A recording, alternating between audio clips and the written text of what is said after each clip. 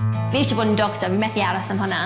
Fi yw'r person sy'n mwyaf gystadleuol. Ni'n ysu cael y cyfrifoldeb. Os chi'n gweld pethau, wel byddech chi byth yn gweld. Ond mae fe'n sioc y system, a chi'n gofod tyfu lan eitha cloi. Nes i fwynhau dissection, de, fel... Nes i ddim. Na. Shall I stand up and say hi, or shall I just sit here?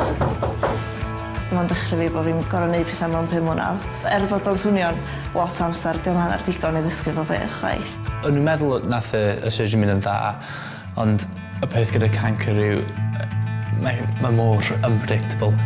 Leni yw'r tro cyntaf i fi i weld rhywun yn marw. Mae'n gwneud i chdi sylweddoli mawredd y profiad o ddod i weld y doctor, de. You'll be back on your feet in no time, won't you? Yeah. Ni fydd y person cyntaf, ni fydd y doctor yna, ni fydd in charge. Oedd y corff yn gyfad gyna, a ni oedd rhaid gyllall yn efo gyntaf gan meddwl, o ma'n bach. So, a literally just gwaed dripio bob di allan. A just like llawr yn gwaed. Mynd i ti gweld gwaed ti jyst yn panic, mae bob dim ti fod i wneud jyst yn trwy'r ffenast.